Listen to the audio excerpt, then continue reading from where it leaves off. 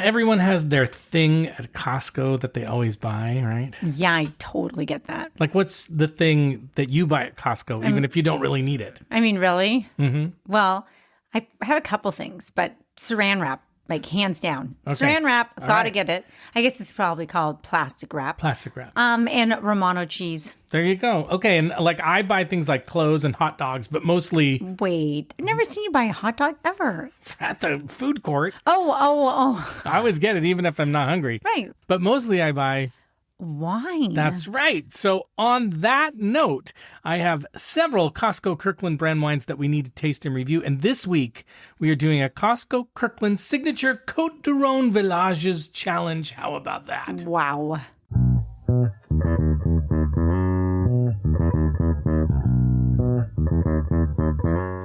Hello, fellow wine people, and welcome to the Wine Pair Podcast. That's not such a good one. I'm Joe, your sommelier of reasonably priced wine, and this is my wife and my wine pairing partner in crime, Carmela. Hi there. And we are the Wine Pair. Wait, so now you're calling them wine people? I Like don't know. Winey people? That's or... the thing. So we got to see if there's... Anyway, we'll get to that in a second. Okay, looked at our newsletter. Yes, and you could win a spot on the podcast. Well, you could do, what about wine buffs? Wine buffs is good. Wine enthusiasts is good. Wine geeks is good. No. Someone suggested pair heads. Oh. It's kind of fun. Or pair people. Pair people. Or yeah. pair partners? Yes, pair partners. So tell us what you think, and if we like what you send us, then we'll put you on the show, we promise. Okay, but anyway, we got to do a little introduction, because for people who are new to the podcast, we got to let them know what to expect. So here's Right, what what to they're expect. walking into. Exactly. So if you love wine and you want to find great wines at affordable prices, and you want to expand your wine horizons, and you want to have some laughs and fun while doing it, then you're in the right place. Each week, we explore a different wine varietal, style, brand, or region of the winemaking world, and we learn about what makes them worth knowing about. And then we taste 2 to 3 of those wines that are reasonably priced to let you know if they're worth your hard-earned money. So if that feels like it's up your alley, then we're super happy you're in your alley. No, actually get out of your alley. Maybe you need to get out of it. Right. Anyway, we're proud to say that Decanter Magazine calls us fun, irreverent, Chatty. and entertaining. Carmela, we are here today, as we said in that little intro, to do another Costco Kirkland Signature Wine Challenge because, frankly, this wine and another couple of wines have been haunting me for months and months. You haven't told me about this. I know, haunting. So we have several Costco Kirkland wines that have been sitting in the cellar or wine closet or whatever you want to call it. Calling for a your while. name. Yes. Better. And each time I go in there, I feel guilty. Like they're staring at me like, hey, why won't you taste us?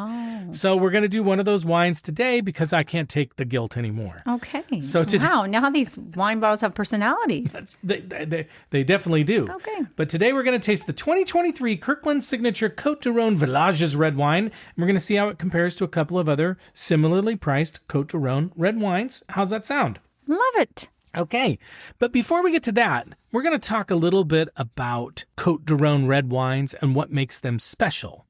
Okay? We're going to talk a little bit about the Rhône region, and then we're going to talk about Côtes du Rhône red wines. So a little bit about the Rhône region. Once again, we're talking about wines that come from southern France. You know, that's how you say it, France. Right. Which is what we did before that we did our mini-sode last week. Before that, we talked about Bandol, which is from Provence, and the Rhône region is just north and west of Provence.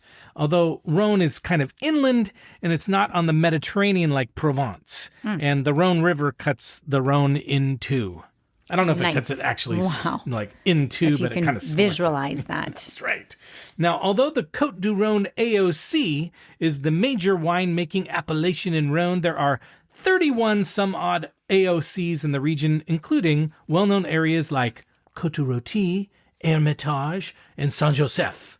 That's in the northern Rhône. And then in the southern Rhône, Châteauneuf-du-Pape, Gigondas, and Tavel. Wow. And we've done recent episodes on Châteauneuf-du-Pape and Tavel right around when the new Pope Bob, as I like to call him, was elected. And you can go back. Yeah, you can go back and listen to those if you want to, because they're super great. They're great. Oh, they were. They were amazing. They were amazing. Yeah, no, we enjoyed them. Yeah, we did. Yeah, okay. I remember. Of the 31 AOCs in Rhône, 17 are classified as cru, or top tier, cru, CRU, that's the big deal. Now, they've been making wines in the Rhône since like 600 BC, Carmela. Wow. That's a long-ass time. Do you remember? I don't recall quite that back. That far back. Okay. But some of the famous grapes from the area include Grenache, Syrah, Viognier, Mourvedre, Carignan, Sancerre, Marsanne, and Roussanne. Now, most of the wines made in the region are blends. And in the northern Rhône, which has more of a continental climate, which means they have like seasons, the predominant grapes are Syrah, which is, yes, the same grape as Shiraz, Viognier, Marsanne, and Roussanne. Now, what's interesting is that Syrah obviously is a red wine, right? And Marsanne and Roussanne are white wines. But Viognier is a white wine grape that's often blended with Syrah.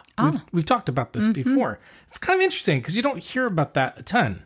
So put that in your brain box. Oh, boy. And take it out sometime when you're around friends and family to impress them. Oh, my God. That's where the wine nerd part comes in. That's right. Yeah, but that's good. Important to know. Important to know. And another important thing to know, you can put in your brain box, in the Northern Rhône, the only red grape permitted in the AOC is Syrah. Oh. So there you go. Amazing. A little trivia. A little trivia. In Southern Rhône, which is a little bit of a more of a Mediterranean climate, you get a lot of those GSM blends. GSM, Grenache, Mourvedre, Syrah. And the rules are looser in the Southern Rhône in terms of the number of grapes that are allowed. Some appellations like Châteauneuf-du-Pape allow up to like 19 different grapes in the blend. Holy so you just cow. throw it all in there. Just give me what you got. Throw it in there. Wow. You One got of that these, grape? one of those. Yeah, put it there. Oh, you got half a grape there? Put it in there. Why not? Let's do it. Wow. But do you have to... You don't have to use 19, no. No, but do you have to say how? I mean, I know it's probably not the case. No, you don't have to say. a lot of times I don't. That's what makes it confusing. Such a mystery. Mystery. It's a mystery. And then the white wines from the area are Guess blends. the grape. Can we play Guess the Grape? We would. It would be It'd be hard. Long and terrible game, but we could play it if you really want to, and then we'll play. Forget it. Okay, the white wines. The white wines from the area are also blends, and they can include grapes like Ugni Blanc, which is called Trebbiano in Italy, Roussanne, Picpoul, Claret, and Viognier. Now, Carmela, according to Wikipedia, which we know is never wrong. Correct. It's never been wrong. The entire Rhône region produces around 105 million gallons of wine each year, which I think is the technical point at which something is considered a shit ton. I think that's a definition. Is that in the Urban Dictionary? I think so. Now, half of that wine is classified under the Côtes du Rhône and Côtes du Rhône Villages appellations, while the Northern Rhône appellations account for less than 5% of the total wine production in the area. So we could call Côtes du Rhône the workhorse of the region. Oh, wow. Which, again, is something I would not call you. And a workhorse, I don't know. We've had that conversation. We have. I wouldn't call you a workhorse. Okay, but you think it's very negative. I think it means like it. You know, it's not. It's like the thing. It's like the worker bee. It's like the thing I get that's it. through all But the work. I mean, I feel like if you use it in the right way, if you're like, wow, she is a workhorse. I think sometimes people take that as like they notice that I work hard. Yeah, I just don't know that you want to be compared to a horse very often. I'm just saying. Well, people like, I'm just saying. What's wrong with the horse? First of all, nothing. Why But I would you think if want I called you a horse, you wouldn't like that's it. different than calling me a workhorse. My wife, she's a horse. I don't think you'd like that. Okay, enough about horses and the Rhône Valley in general. We've got to talk about Côtes du Rhône specifically, and we have two other Côtes du Rhône wines along with the Costco Kirkland version to see who wins this challenge. But first, who's the bigger workhorse? That's right. And first, you got to do our shameless plug. It's been so long since we've done this, you've forgotten. Right, okay, right. So thank you for listening to us and supporting our show. And if you haven't had the chance to do so yet, now would be the perfect time to follow or subscribe to our podcast and leave us a really nice rating and review. That helps us grow our listeners. And a huge thank you to everyone who's done that already. And you can follow us on Instagram at The Wine Pair Podcast and on Blue Sky. And you can contact us on our website, thewinepairpodcast.com. You can sign up for our email newsletter there, which in the time machine that we are in right now was just sent out today, so you can tell what day we recorded this episode. We're kind of back on normal times. And you can also visit our shop wine and shop accessories section, where you can find links to wines that we think are the ones that you should buy or the ones that we would buy, and great gifts and accessories. And by the way, if you missed the newsletter, you can email me and I'll send it to you. It's okay. Nice. Joe at thewinepairpodcast.com. And then we always want to make content that you care about and you like. So send us a note or DM us and give us some feedback or let us know if there's wines you want us to try or winemaking areas of the world you're curious about. We always respond and we'll take care of it. And a few shout outs. Because it's been a little while. A shout out to Christine T, who sent us a low priced Bordeaux she's been enjoying from Chateau La Mothe and Vincent. Ooh. And good luck on your move, Christine. Oh. A shout out to Timmy's Vino. Oh, nice, Yeah, Timmy. he sent us updates on his trip with his family to Europe. Oh, so that was really fun. Wow, where are they? All over the place. My goodness. Dave Baxter on Instagram, he's always great about sending us to school, and he dropped some knowledge about goblet-shaped vines, or head training, and pyrazines, which is a green vegetal note. Oh, he let us know. Nice. And then Mike E on Instagram, who sent us some Cabernet Francs that he likes, including Lute Winery, Bed Cellars, and Clotilde Legrand. Christine K, who sent us a Gruner Veltliner she liked and asked us to think about doing some more wines from Austria. So we're going to think about that. Okay.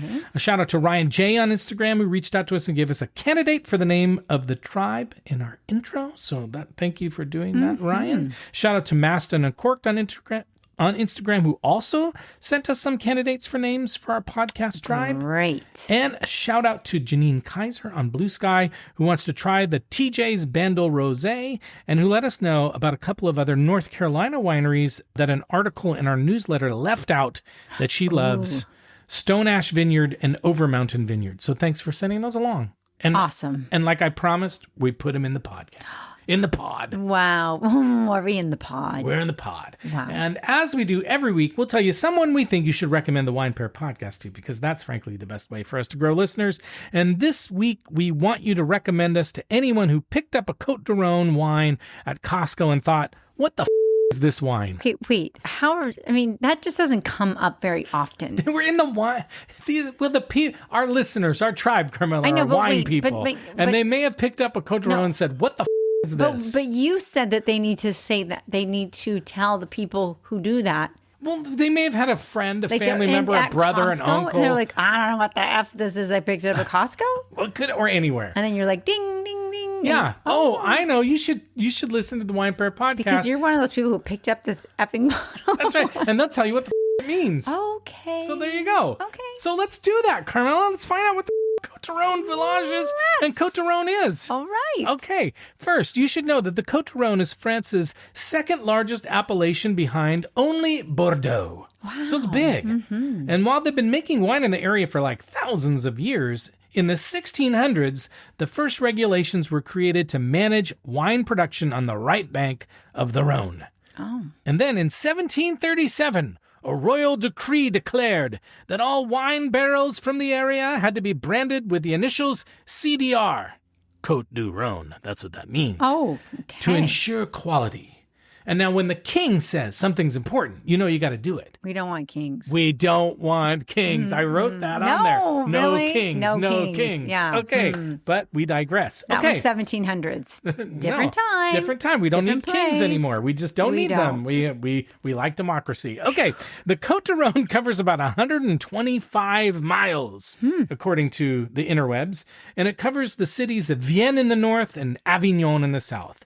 Now, technically, Côtes du Rhône AOC is in the southern Rhône, and for the sake of this episode, we're including Côtes du Rhône AOC and the Côtes du Rhône Villages AOC in this section, because the Villages is what is the Kirkland one. The Kirkland, I said. Oh, Kirkland. But it's kind of cheating because they're different. They are different. Okay. So, if you really want to know, Côtes du Rhône is a pretty wide area within the region, covering several areas, while Côtes du Rhône Villages is the southwestmost AOC in the region. They're close to each other and they're related to each other, but they are distinct. So I have to call that out because someone in our tribe who's a true wine nerd may get angry at me, like Dave Baxter. He may be like, "Hey guys, you screwed it up again." Okay. And Dave, it's okay if you do. We love it when you just tell us on Instagram. We do. We really do. We love it. Of course. Mm-hmm. Now, Côtes du Rhône Villages is considered a step up in quality, Carmela, from the more general and larger Côtes du Rhône appellation. So it's they're kind of like pecking special. order. Yeah, exactly. Wow. Exactly. Côtes du Rhône Villages is more strict in terms of regulations, and it has specific maximum yields and higher minimum alcohol content requirements. Okay. And there are 21 specific villages. That's why it's called villages. There are 21 specific villages that are allowed to be called Côtes du Rhône villages. So consider Côtes du Rhône villages to be kind of between the less prestigious Côtes du Rhône and the very prestigious Cru appellations. Okay. Now, according to what I found on the interwebs, only 21 grape varieties are permitted in Côtes du Rhône vineyards, and 24 are allowed in Côtes du Rhône villages. So again, just keep throwing those grapes in. Just throw them in. Right. The dominant red grape is Grenache Noir. That's technically what you should call red Grenache. Grenache Noir. Dark. Dark, exactly. And at least 66% of the grapes in Côtes du Rhône villages must be Grenache, Syrah, and or Mourvèdre. And in Côtes du Rhône, the broader appellation, at least 40% of the wine must be from Grenache. So although it's a blend, you know it's going to be Grenache heavy. Okay. Because there are so many grapes allowed in the red blends, and the areas of these two regions are quite large with many different soil types and microclimates, what the wine nerds would call terroir, there is a lot of variability in the quality and the taste of the wines. Now, Côtes du Rhône wines, the broader Côtes du Rhône AOC wines are generally meant to be drunk relatively young, while the Côtes du Rhône villages can age for a little bit longer. But both wines are said to be fruity and sweet and spicy, and sometimes they oak them, and sometimes they don't oak them, but they're considered to be pretty food-friendly wines, which is nice. We like that. Nice. Now, one interesting point I read on the interwebs, and you can find links to lots of articles and videos that we use for research in our show notes. Did you know we have show notes? What? Yeah, is that the area is starting to shift towards white wine production because of declining red wine consumption. Isn't that interesting? Declining consumption? Yeah. Oh, wow. More people are starting to drink white wine. It's getting hotter out. It's getting hot out there. So let's take off all of our grapes. Okay. What? And so the Rhone Valley evidently aims to double its white wine vineyard area by 2030. So it's going to double in 5 years and establish itself as a major region for white wine production. Wow. So it's kind of interesting. And I think as people's taste changes, different generations, they have different things that they're looking for in wine. And evidently more people are interested in, it's funny, but we've talked about this before. Like I used to be like red. I love white wine. No, you do. You absolutely do. Yeah. So maybe people are just becoming a little more open-minded too. Open-minded. Yeah. And I think sometimes as climate changes, like red wines are becoming much more concentrated. And I think that might have something to do with it as well. There's a lot. I do think the weather might be a part of it. I definitely I don't think know, so. but it just feels like it could be contributing. I fully agree. A few other quick notes from the research. There's an increasing focus on sustainable, organic, and biodynamic viticulture, including practices like employing sheep. I don't think they actually employ them. I think they just put sheep in the vineyards and they eat like the a weeds. Work sheep. They're like work sheep. That's right. Okay. They eat the weeds. They provide natural fertilizer, if you know what I mean. Oh. You know what I mean? Yes, I do. Okay. And they encourage, and things like this encourage beneficial insects. They reduce water usage. That's good. And then the style of red wine is also evolving. It's moving away from overly robust and heavily extracted wines towards wines with more precision and more elegance and balance, and that can age better. And again, that's the kinds of wines you and I prefer. Something for our listeners to remember, that we tend to like not the heavily extracted wines, but the kind of lighter, more elegant wines are our preference. But that's enough background, Carmela. I think we should talk about the wines that we chose for this episode. What do you say? Let's do it. Okay. So as usual, all the wines we have chosen for this episode are under $25, and all of them should be relatively easy to find because I bought 2 of them at Costco and one at a local grocery chain called Town and Country, but it's a brand that is really easy to find. And all of them, Carmela, were under $11. What? I know it. Ooh, I'm a little skeptical. A little skep? Are you a little skep? I just have a strong feeling that finding wines under $11 may become increasingly difficult. Yeah. Even at Costco. Wow. Anyway, you should have no problem finding Côtes du Rhône wine. And if you go to your local wine merchant, as we always say, they'll be happy to find some for you. So the first wine we're going to drink is the 2023 Kirkland Signature Côtes du Rhône Villages. This wine was a little bit harder to find out much information about, although the label gives some information. Only 1/5 of the wine produced in Southern Rhone's Côtes du Rhône qualifies for the superior designation of Côtes du Rhône Villages. The vintner for this wine is Patrick Lessec, and he is recognized, I guess, among the top winemakers in the region, and his wines are said to be among the finest in France. I don't know. I think that sounds like marketing, but that's what I found out. Okay. So maybe Costco is lucky that he brings all this experience in the Rhone to this Kirkland Signature Côtes du Rhône Villages. And Patrick Lessec has made this wine for a while for Costco. And from what I could gather online about him, he's a negociant. A negociant is a fancy term for someone who buys the grapes or buys the juice from vineyards and then blends and or bottles the wines themselves. Okay. So they're not growing the grapes. Right, or harvesting or doing any of that. That's They're just right. picking them up. Yeah, I mean, in the wine world, this is not, especially in like France, this is not an unusual thing. You have some people who are farmers and they make great grapes, and then some people who are winemakers and they take those grapes and make wine, and then some people do it all. But it's not uncommon. And he also makes wines under his own label. He was a wine importer in the past, and he was also a restaurant owner. Now, the blend percentage that's used in this wine is not totally clear. They just describe it as being a blend of Syrah, Grenache, and Mourvedre from the Côtes du Rhône villages in France. But this wine is consistently produced at Costco. So if you go, you should be able to find it. And if you don't have it this year, you'll get it next year. And it is a screw cap. Woo! We love a good screw cap. We sure do. And it's also kind of boozy. It's 15.5% Holy alcohol. cow. Yeah, exactly. Geez, don't even look at that bottle of wine. I'm looking at it right now and I'm feeling a little tipsy. Light. I'm feeling a little warm. Woohoo! And you might pass out. Long story. We're not going to talk about that. Anyway, we're going to see if this wine has enough balance in it for that high alcohol content, because it's got to have some good balance. Now, the next wine we're going to drink is the 2023 St. Cosme Côtes du Rhône, which actually received a rating of 90 from Wine Spectator, despite being only $11 at Costco. Amazing. I know. And this is not a blend. This is 100% Syrah. Wow. So that's interesting, like kind of unusual. Right. The winery says the grapes for this Syrah were grown in soils of limestone, sand, and red clay, and the grapes were partially destemmed and aged in tanks. So partially destemmed means that they left some of the stems on there. Wow. So that's just part of what they do when they do extraction, get a little extra flavor in there. I'm not sure if this wine is oaked. I don't think it is, but we'll see. The wine's organic, and so that's a good choice if that's important to you. The winemaker is Louis Barroul, and he is the 14th generation of the Barroul Holy family cow. to manage the estate. 14th Has generation. the world been around that long? I don't know, but it depends on who you ask. But Maybe like short generations. short, really short. But anyway, that's like his great That's ridiculous. grandfather. I want to learn more about this. I'm not convinced. They've been making wine on the estate in that family since 1490. My goodness. That's before Columbus sailed the ocean blue. I said ocean. That's amazing, actually. Yes, it is amazing. I don't know about all that. You don't believe it. I don't know why. You doubt the past. I don't know why you doubt and the that's past so much. Nothing against these folks. It's just Louis. It might be Louis. It's probably Louis. I'm not Louis, judging she's you. calling you out. I'm just like, She's what? calling you out, Louis. It's pretty fascinating. It makes me want to drink this wine, but Okay. wow. It's just kind of wow. Louis, if you're listening to the podcast, Louis, Let us know.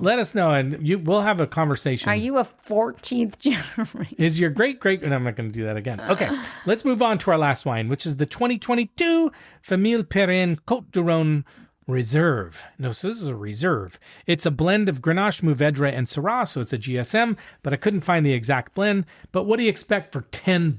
I can't even, how do you become a reserve? I don't know. If you're $10. I don't know. And it's also a screw cap, so that's awesome. Whoa! Okay, there you have it. Now, Famille Perrin, this is the one we bought at Town and Country, but you can find it all over the place because they make, again, a shit ton of wine, and they've been making wine since 1909. So not as long as Louis, but, they make it for a long time. Come on. Yes. Louis just got way up on everybody. He is. He's kind of a big shot. The biggest shot, as your dad would say. Shot. Okay, so despite their large size, though, they are an organic winemaker. And they say they have absolute respect for the soil, a commitment to manual methods, and a deep belief that organic viticulture is the only way to express the true essence of the terroir. So I think it's kind of cool that you have a really big wine producer that's really dedicated to being organic, because I don't think you see that very often.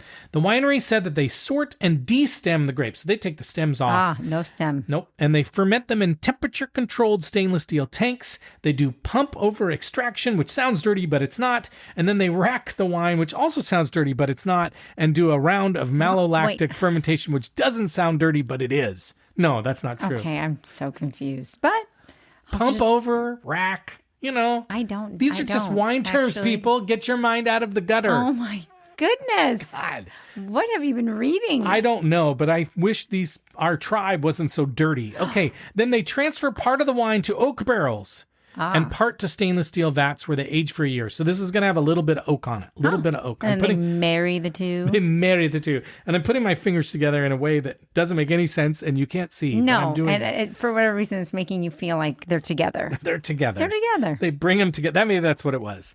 But that's enough information, Carmela. We need to start drinking. And by the way, for those of you who are out there in listening land, part of our tribe, or you're not part of our tribe yet, but we invite you in. Everybody's invited to our tribe. Right. All are welcome. All are welcome. All are welcome. All are welcome in this place. Nice. Okay. Anyway, if you have a Côtes du Rhône Villages or Côtes du Rhône, or if you have any wine at all, red, white, green, I don't care, orange. If you're not drinking wine, it's okay too. You can drink water, but do a tasting with us. Right. And we'll be right back. Water? Water. And Okay. we'll be right back.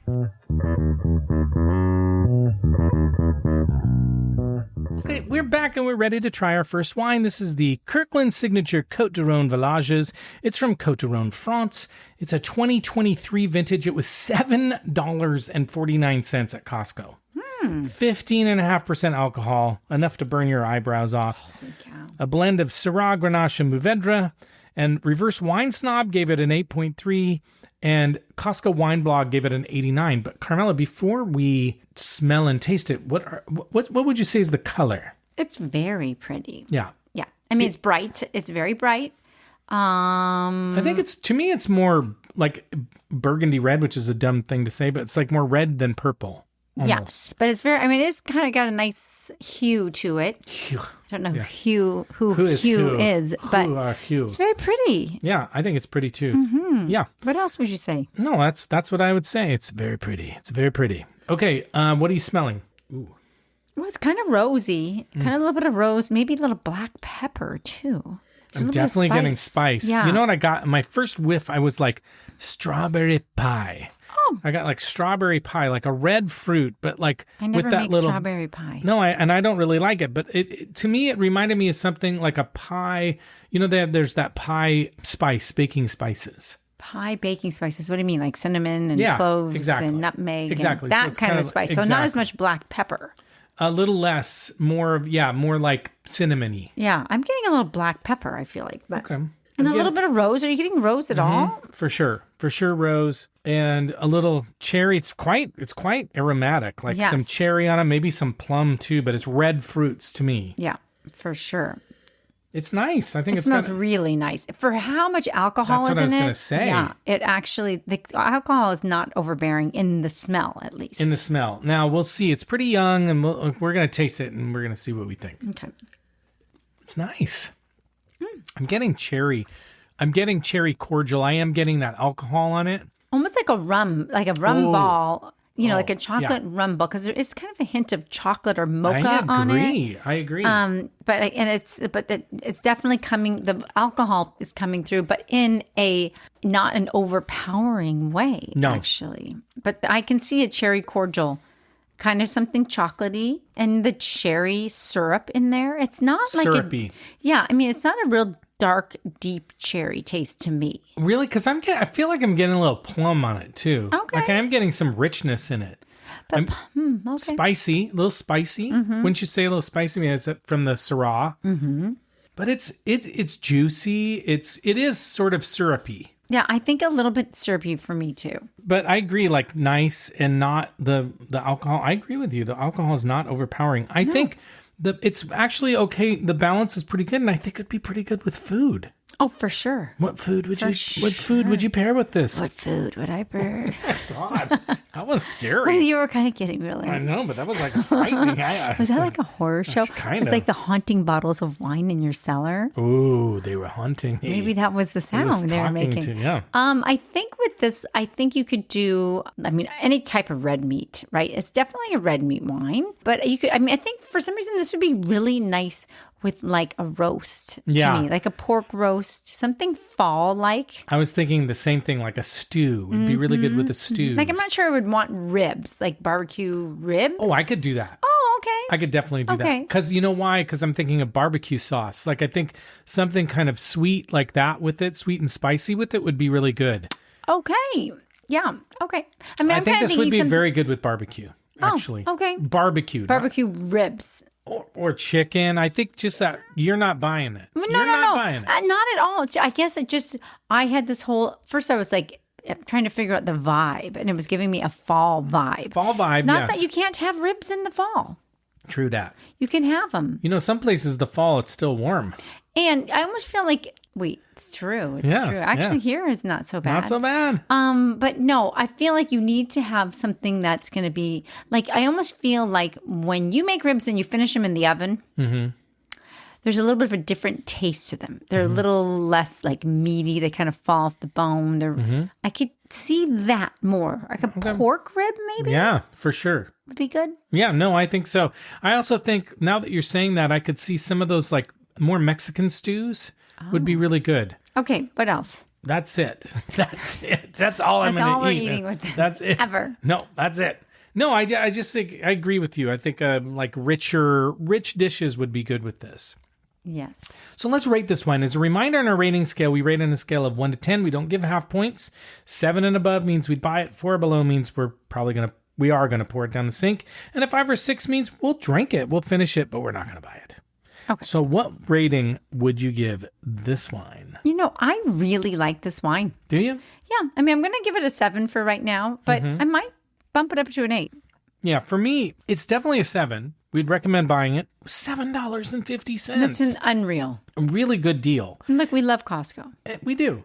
And I think it's it's like a kind of a crowd pleaser kind of wine. It's good. Like, I don't think anybody's going to drink this and go, oh, I don't like it. I think it's a really nice wine. Really nice. So I agree. I think 7, and we reserve the right to go higher if we wish. Perfect. Okay, we're going to take a little break and we're going to try our second wine. Okay.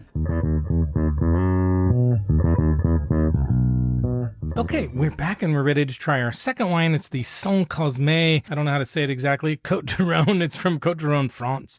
It's also 2023 vintage, $10.99 at Costco, so super expensive. 14.5% alcohol, 100% Syrah, and Wine Spectator again gave it a 90. And then, so Carla, you said this right away when we poured it, but I agree. It's what? It's just more purple. The color is definitely purple hues. It's darker. It's very much darker wine, for sure. You can tell that. It's very pretty. I like it too. The color's very nice. Yeah, it is, but definitely more purple. Maybe on the rim, a little more of that like burgundy or red color, but definitely purple.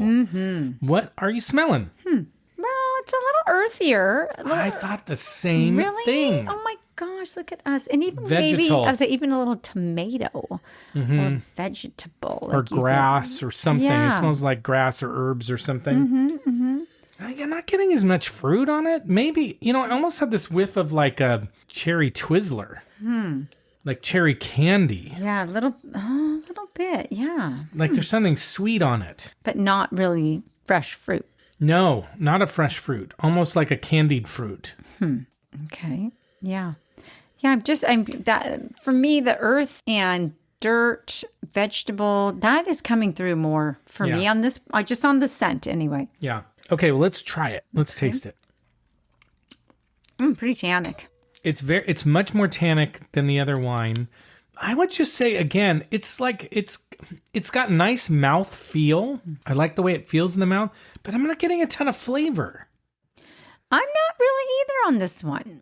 It's not terribly fruity. It's a little bit one note too. Yeah. A little flat almost. Flat is a great description. And it's not like, it's like fruity-ish, fruity-ish. Yeah, but it almost has this. Even the texture feels a little bit, I don't know, tighter. I'm with you. Almost like a gummy. It almost, to me, has a mouthfeel almost like a gummy candy. You know, there's just something like chewy about it. Yeah. I don't know. But I'm not getting a lot of fruit. I'm not either. I'm trying to think. I mean, maybe it's almost like you were picking some, like a blackberry, maybe, and you got a little bit of dirt on that blackberry. Okay, I got it. This is what So I'm thinking. brambly. It is brambly, but I'm also feeling like, sometimes you get those gummy candies and you're like, they're not that good. They're kind of like a little bland. Yeah, and they don't have a lot of flavor and you're not sure what fruit you're actually tasting. Right. That's what it's reminding me of. Okay. Like a sour one or a plain one? No, a plain one. You get those gummy ones. Like They're not Haribo. They're not H. Right. You decided to get like not Swedish Fish. You decided to get like an off-brand. And you got the off-brand and gummies. and you chewed it and you're like, it tastes like gelatin. It tastes like gelatin. Ooh, K-gelatin or gelatin? I don't know what the difference is. And I don't know why I should know that. Well, because one is vegan. Okay. I think. Okay. That has no bearing on it. I'm just saying, you have one of those gummies, like a gummy fish or something. You're like, oh, the texture's interesting. It's kind of interesting, but I'm not really tasting why much. is it, though, no matter what the taste is of gummy bears or whatever brand you want to eat them? I don't think I'm the only one that behaves pizza. that way. It's like pizza. Even the crappy pizza, you'll eat it. Right. You're like, why did I just eat that whole bag? It wasn't even good. And you've wasted it and you're sick. Okay, sorry. I'm totally with you. I just was starting to think about that. It's like this wine. You might keep drinking this wine and drinking this wine. You're not really sure why, because it's not bad. It's not a bad wine. But I know I can already tell you what rating I'm going to give this wine. Oh. Because it's not a bad, but we have to do food. It's not a bad wine. It's not good wine. I'm not going to, it's wine. Okay, what food would you have with this wine? I think this one, you know what? You want to do something I think you do want to do like a cheeseburger. I think you want something kind of greasy. I feel like it could be a great, just backyard barbecue, dogs and burgers. Yeah. What do you think? Yeah, I'm with you. It's kind of nondescript, and I'm like, you could probably have it with anything. Yeah. I think you can have it with any type of food. It would probably do really well with food like grilled. I think you're right. I think you want something with a little bit more like snap to it, like a little snap. I don't know what that means. What about the Costco dog? Only a spicy one. I think I'd have it with like a spicy dog, or you want something charred, like charred meats. Like you want something with a lot of flavor, like a lot of not rich. I don't think you want a lot of richness. I think you want a lot of that salty, charred flavor. Yeah, kind of like a cheeseburger. Teriyaki chicken. Oh, okay. Would be nice. Yeah, because it's just sort of like it needs something to help it along. Okay. It's like it needs a crutch. Right. I feel like you don't really you wouldn't have this by itself. Have you ever used a food crutch? All the time. Really? Like a Cheeto and you're just like walking along with it? No. Oh, no. Not What's like a food that. crutch? What do you use? Well, I thought you meant I was like thinking a using reason. food Like as a crutch. Okay, what no, are you using a food as a crutch? I wouldn't use a Cheeto, though. Your hands would get so dirty. I was thinking of food crutch like a reason to... Like, what's enabling you to eat that? Okay. I like the way that we had two totally different definitions of crutch. Then I wanted magic of language. Right, but then I wanted to I was trying to start to visualize you with a Cheeto. All I'm saying is that first wine had so much alcohol, I feel like I'm getting a little drunk. No. Yes, I do. God, how much did you drink of it? I like half the bottle. Oh. Okay, let's rate this wine because we're getting way off track. Okay, so what are you going to give it? Hurt. It's like a 5 or a 6. It's not. It's like if you served me this wine, I'm fine. Me in particular? You or anybody in the tribe, any of the pear heads. Oh, whatever we're gonna call them. What did you call it? The pear pods. Pear pods. No, I don't think I said pear that. pod sounds like the pod people. We don't want that. No, I said pear. I don't remember what I said. Perriers. Anyway, what? The Perriers. No, anyway, if you served me this wine, you or anybody out there in our tribe served me this wine, I'd be fine. But I'm not going to be like, oh, this is amazing. It's like, it's wine. I'd have it in a plastic like house cup. Wine. Yeah, I'd have it in a plastic cup or one of those stemless glasses that I hate, and I'd just drink it and it'd be fine. It's actually, the thing that it's got going for it is that it's actually quite a pretty color. Quite pretty. So I'm going to say 6 just to be kind. What are you going to do? Is that your act of kindness for the day? I feel like I should give it a 5, but what are you going to give it? I'm going to give it a 6 as well. Okay. Again, it might be an act of kindness, but yeah, I'm going to give it a 6 because I don't find it offensive in any way, shape, or form. It's just kind of like, I really feel like I'm gonna give it a 5. I just think it's a very average, very middle of the road. It's fine. It's fine. Okay, we're gonna take a break and we're gonna try our last wine. Okay. Okay, we're back and we're ready to try our last wine. This is the Famille Perrin Côtes du Rhône Reserve. It's also from Côtes du Rhône, France. This is a 2022. It's so much older than the others. It was $9.99 at Town & Country, which is just a local grocery store. 14% alcohol, a mix of Grenache, Mourvedre, and Syrah. I couldn't find a professional rating, but Vivino gave it a 3.7. And then, Carmela, what are you thinking about the color? It's pretty. It's kind of interesting. It's almost a little bit of pink. Really? I don't know. At the edges, maybe I don't have as much in my, just like a little fuchsia. Okay. Fuchsia. We don't often hear fuchsia. I was kind of thinking it was pretty dark and purpley, and maybe each wine is getting progressively darker, but... Oh, I kind of thought, too, when you first poured it, it was a touch cloudy. But maybe I'm not seeing that. Maybe it was just settling too, No, I think I'm with you. I know what you're saying. It is there. Maybe there's a little cloudiness. But if you look at it, and I have less in my glass, but when you look at it like this, there's like little bits of pink. Okay, I like that. No, I'm with you. And like on the edge of the glass too. Yeah, I'm with you. What are you smelling? Now this has a lot of baking spices, I think, and a little bit of rose again. Potpourri.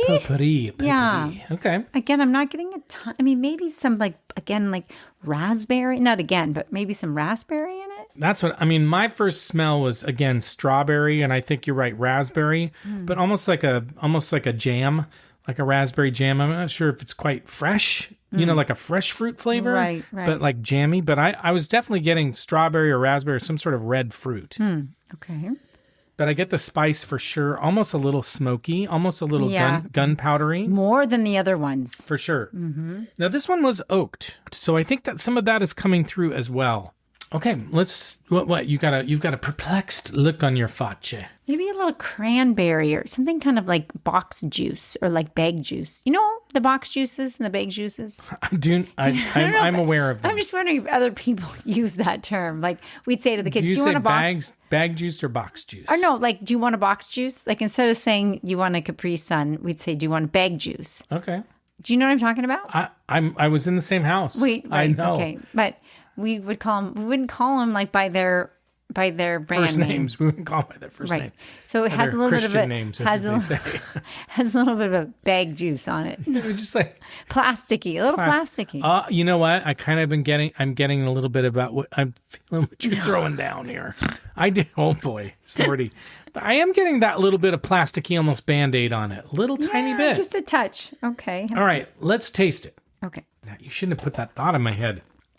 Why are you tasting it now? Now I just feel like I'm tasting a little bit of rubber or plastic. It's got like a really kind of had this weird aftertaste of like, I don't know, of like plastic, of like Band-Aid or something. This one, I don't even know what the alcohol. Oh, I see it now. 14 and a half or 14? I think just 14. Oh. I hope that's what it was because that's what I wrote down. Yes, it's 14.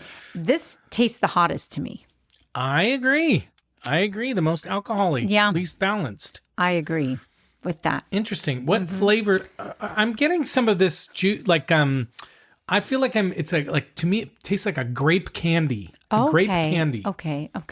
Like a grape Mike and Ike. What do they call it? Jolly Joes. Oh, remember the Jolly Joes? So good. Yeah, but it kind of has that grape kind of, and it's almost got that same chewiness. They're purple. They're purple and they're grape flavored, grape-ish flavored. Yeah. Artificial grape flavor, and they're chewy. Like they're gummy, and this has a chewy mouthfeel. Yeah, I agree. Ooh, can we get a box of those? Totally. I feel like they're hard to find anymore. You don't see them very often. No, and when I was a kid, I'd get teased about that every once in a while. Why? Jolly Joe.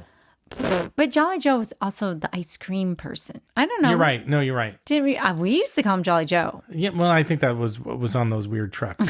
But anyway, I don't. Anyway, no. If you think about that anymore, that's just weird. Like somebody's coming around, like offering your kids ice cream, and not offering, like they're selling it. I know, but you don't know it's brilliant. No, but like who was driving those trucks? Holy moly. Now you wouldn't want that trouble. God. No, oh, God. But I do think, like, oh God, why do we have to worry about that? best time of my childhood was when that stupid song, you hear that and you just freak out. They're kind of and you could bring a stressful, though. dime. You could bring a dime. Right. And you could get a popsicle. I mean, those were the days back in 1455. And you know what the worst part was?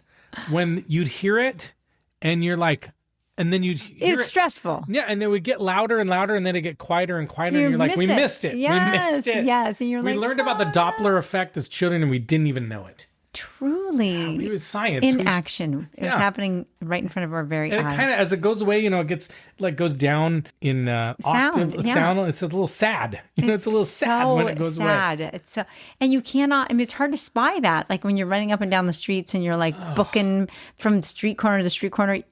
You may not be able to catch up to Well, that's when we actually played outside too. Right. And then you like scramble. We got to get some change. Mom, I need change. Right. And you're just in a panic, like sheer panic over it. A quarter. I need a quarter. Right. No. And then sometimes you just, you'd have to wait till the next day. You'd watch it drive by and be like, sick about it. Whatever. Okay. Anything else about the flavors in this wine? Well, it's just kind of interesting. These are all three kind of interesting wines. Wow. Okay. What food would you have with this wine? I think kind of the same as the second one.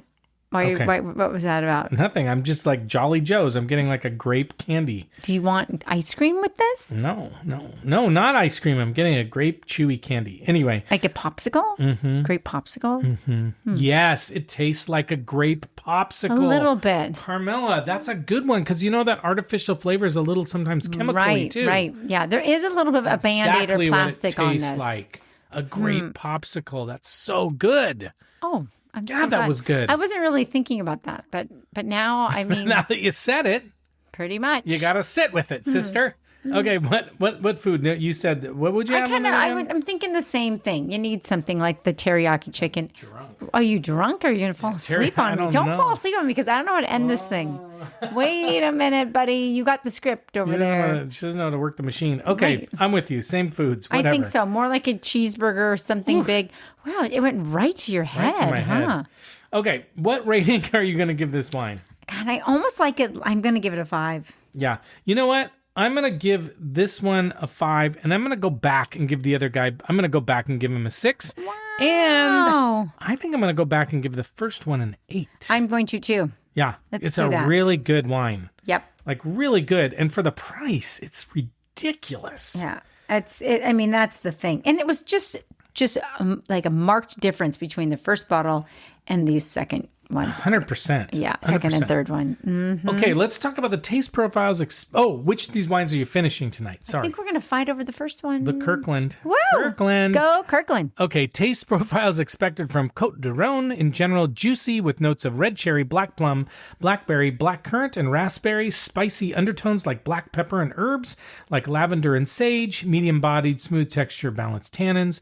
Kirkland, the reverse wine snob said, begins with aromas of red berry fruit, a little spice, and balsam wood, and some very light earthy tones, great depth, dark, ripe and juicy fruit, a bit on the tart side, licorice, oak, and some spice. The drinkability of this wine is very high. I agree. Mm-hmm. Costco Wine Blog says it pours a medium ruby in the glass, aromas of red berry fruit and herbs, flavors of cherry, plum, blackberry, medium plus body, packs a punch in the finish, spicy, peppery, a bit of chocolate. Okay. We got a lot of these things, didn't we? We did. Chocolate, pepper, plum, blackberry, raspberry, lots. Yeah, lots of it. Okay. The St. Cosme Wine Spectre just says, a pure core of fresh blackberry, crunchy plum, and violet in this vibrant version. This is the one you were getting rose on, wasn't it? Or am I wrong? Well, no, this one I wasn't quite as much, no. Okay. Subtlest brushing of vanilla, layers of graphite and fine-grained tannins, compact with savory details. I think we were getting savory, right? And kind of that herbs. Earthy, tomatoey. Mm-hmm. Grounded in salty mineral notes and a waft of alder smoke. And then Fine Wine Cellar says this vintage shows top quality old vine fruit of violets, blackcurrant, and wild raspberry. Intense color, notes of truffle and black pepper. I don't think I got truffle. Easy drinking. Can be kept and cellared as well. Okay. And then the Famille Perrin, the winery says fruity and fleshy with beautiful tannins. I wouldn't say fruity, maybe fleshy. Maybe fleshy. Okay. It's a great everyday wine made almost exclusively from our Grand Prébeau winery for Grenache. Anyway, beautiful wine. I don't know if I call it beautiful. Also, the winery says seductive, intense, and deep ruby red color. It was deep with purple undertones, I agree. A real explosion of black fruit, subtly combined with delicate notes of spices, elegant. Velvety texture. I do think it had velvety texture. Integrated tannins, tasty aromas of black fruit, beautiful acidity, energy, and freshness. I don't think it was fresh at all. Like black fruits, we're talking like blackberry. Yeah. Black currant. Maybe. Is that what you're thinking? I don't know. I don't know. I wasn't getting that much. Black fruits. I mean... I don't know. Dark fruits, he's saying. Yeah, I guess. I don't know. Okay, Carmela, this should be easy. But who won the Costco Kirkland Signature Challenge? Costco, of course. Costco won. Kirkland wow. won. Woo, woo, Should we do a blind challenge one time? Well, we could totally do a blind challenge. Maybe someday we'll do that. We can have like one of our kids come and help us out. Yeah, make us blind. Wow. No, that wouldn't be nice. No. All right. Anything else? I don't think so. Okay, well, then it's time for us to go. But before we do, we want to thank you very much for listening to us. And now is the perfect time to follow us or subscribe to our podcast and also leave us a nice rating and review. And we really appreciate your support. It's a free way to support us, and we really appreciate it. We'd love to hear from you, so tell us about wine you want us to taste and review or a wine region you want us to try. You can leave a message for us on our website, thewinepairpodcast.com. You can join our email newsletter there, and you can also reach out to us via social media, DM us, or send us a note at joe@thewinepairpodcast.com, and we will always respond. But with that, we're going to sign off, so thanks again, and we'll see you next time. And as we like to say, life is short, so stop drinking shitty wine. Bye-bye. Bye. And the happy ending at the end of our story. Always think too much, always drink too much, always pray too much, always play too much. And when I'm with you too much, I fall in love too much. And when I'm away too much,